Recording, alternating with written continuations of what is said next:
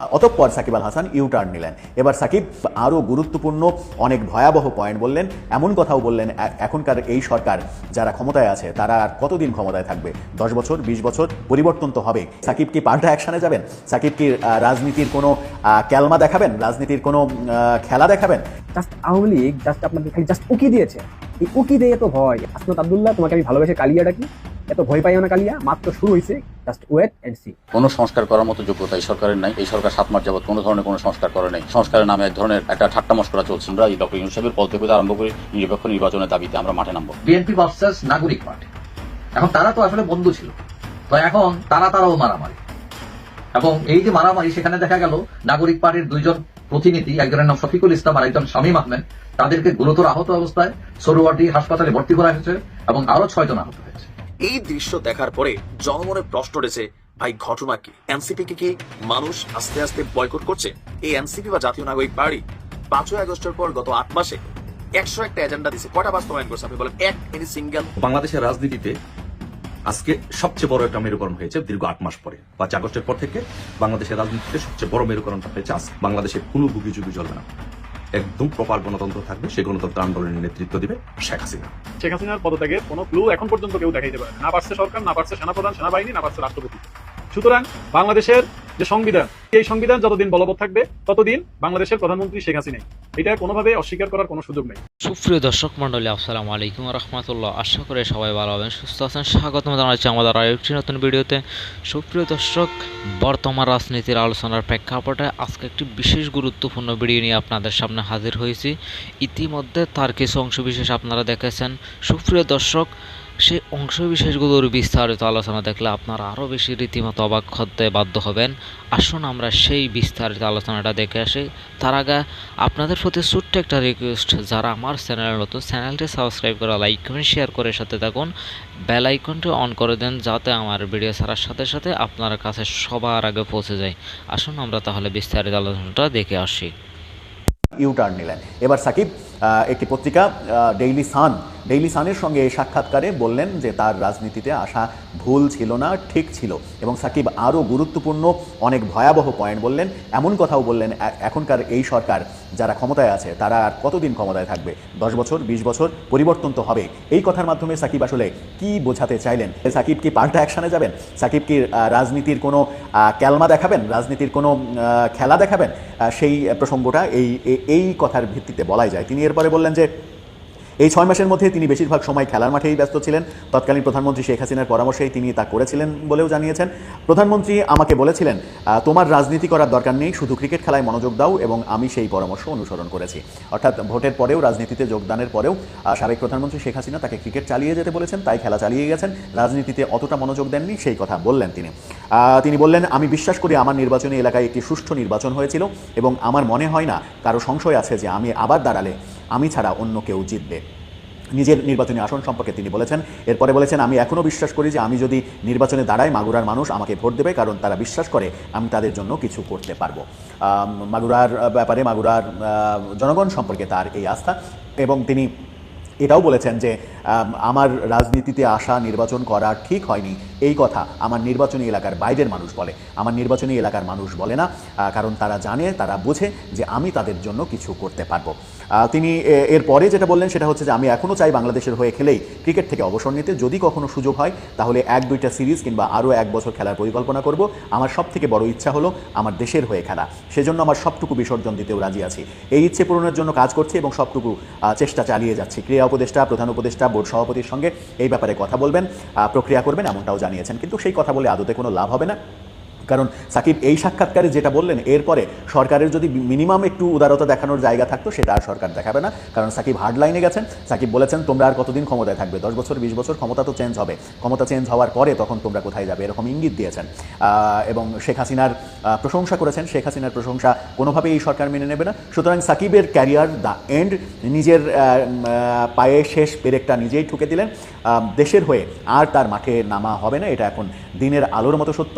তবে শেষবেলায় এসে অনেক বেশি সাহসী হয়ে তিনি অনেক সত্য কথা বলার চেষ্টা করলেন, সেটা হিতে বিপরীত হতে পারে তার জন্য। হয়তো এরপরে দেখা যাবে যে এখন পর্যন্ত একটা মামলা হয়েছে তার নামে, এখন হয়তো এই সাক্ষাৎকারের পরে আরও বেশ কিছু মামলায় জড়িয়ে যেতে পারেন।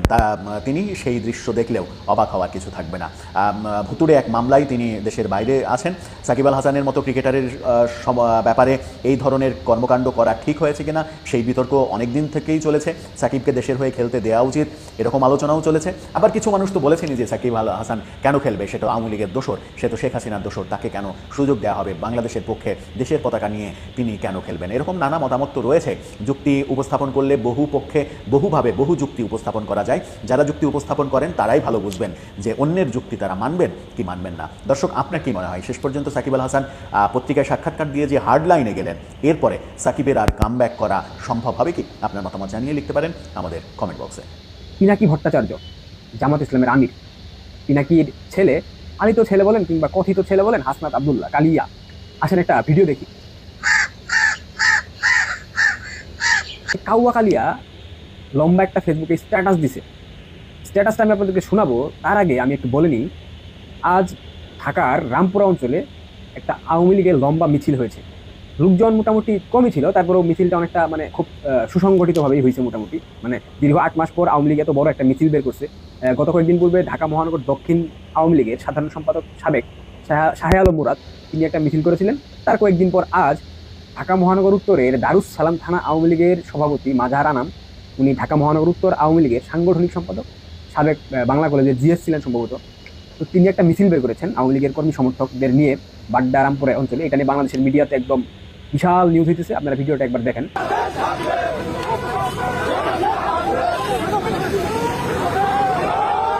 এই একটা ছোট্ট মিছিল আপনারা দেখতে পাইলেন, খুব ছোট্ট, বেশি বড় না। এই একটা ছোট্ট মিছিলের কারণে এই পিনাকির ছেলে কালিয়া একটা লম্বা ফেসবুকে স্ট্যাটাস দিয়েছে। আপনাদেরকে স্ট্যাটাসটা আপনারা নিশ্চয়ই ইতিমধ্যে পড়ে ফেলেছেন, তারপর আমি একটু পড়ি। যেদিন থেকে আমাদের আওয়ামী বিরোধী অবস্থান এবং কম্প্রোমাইজের রাজনীতির বিরোধিতাকে শিষ্টাচার বহির্ভূত বলা হয়েছে, সেদিন থেকেই আওয়ামী লীগের মিছিল বড় হতে শুরু করেছে। কেন্দ্রে কালিয়া, পুরো বাংলাদেশ না তোদের, তোরা না বাংলাদেশের মালিক, তোরা না নতুন বন্দোবস্ত করবি, তোরা বৈষম্যহীন বাংলাদেশ নির্মাণ করবি, তাহলে আওয়ামী লীগের একটা ছোট্ট মিছিল দেখে এত ভয় পাচ্ছিস কেন রে? কেন এত অল্পতেই যদি ভয় পেয়ে যাস, তাহলে সামনে তো অনেক দিন বাকি। যারা কম্প্রোমাইজের রাজনীতি করছেন তাদের সতর্ক করছি, অতি শীঘ্রই আওয়ামী লীগ নিয়ে সিদ্ধান্তে আসুন, না হলে আপনারা করবেন কম্প্রোমাইজের রাজনীতি, আর আমি করব শিষ্টাচার বহির্ভূত আচরণ।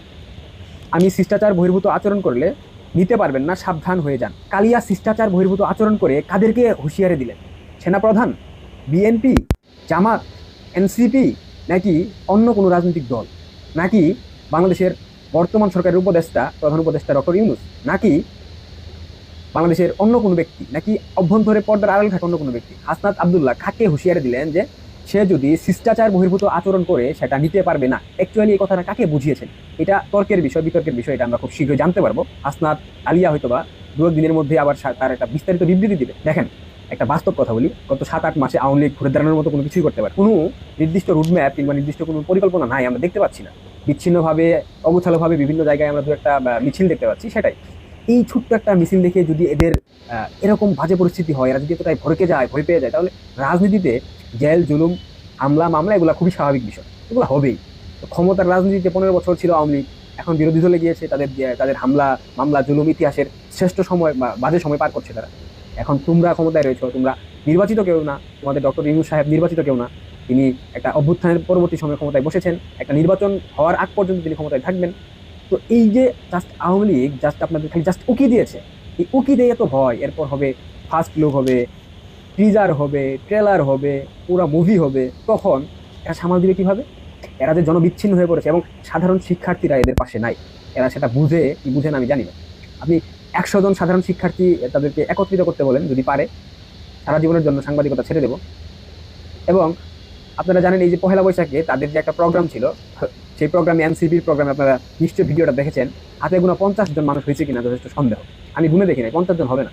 এর থেকে ছাত্রলীগের অনেক শীর্ষ নেতার মেয়ে বান্ধবীর সংখ্যা বেশি। মেয়ে বান্ধবী আপনারা নেগেটিভ ভাবে নিয়েন না, এর থেকে ছাত্রলীগের অনেক শীর্ষ নেতার মেয়ে বান্ধবীর সংখ্যা বেশি। এই কয়জন লোক দিয়া যদি তারা আওয়ামী লীগের মতো ঐতিহাসিক রাজনৈতিক দলকে প্রতিরোধ করতে চায়, তাদের বিরুদ্ধে রাজনীতি করতে চায়, আবার একটুতেই ভয় পেয়ে যায়, ভয় পেয়ে গর্তে ঢুকায়, ফেসবুকে লম্বা স্ট্যাটাস দেয়, এরা নাকি করবে বাংলাদেশের জাতীয় রাজনীতি, এরা নাকি করবে বাংলাদেশের সংসদে, নাকি এরা বসে দেশ পরিচালনা করবে। মানে কি বলবো ভাই, কোনো কিছু বলার নাই। এদের কথা দেখলে, এদের কথা শুনলে হাসি পায়, সিরিয়াসলি হাসি পায়। তো কালিয়া, হাসনাত আব্দুল্লাহ, তোমাকে আমি ভালোবেসে কালিয়া ডাকি, এত ভয় পাইও না কালিয়া, মাত্র শুরু হয়েছে। এই মিছিল লম্বা হতে হতে হতে হতে হতে হতে শাহবাগ থেকে ফার্মগেট এসে থাকবে, ফার্মগেট থেকে উত্তরা গিয়ে থাকবে। আমি তোমাদেরকে বলে দিলাম এবং সেটা খুব শীঘ্রই হবে। জাস্ট ওয়েট এন্ড সম্পূর্ণ ভিডিওটা দেখার জন্য আপনাকে অসংখ্য অশেষ ধন্যবাদ। সুপ্রিয় দর্শক মণ্ডলী, দেখা হচ্ছে পরবর্তী ভিডিওতে। ভালো থাকুন, সুস্থ থাকুন। আসসালামু আলাইকুম।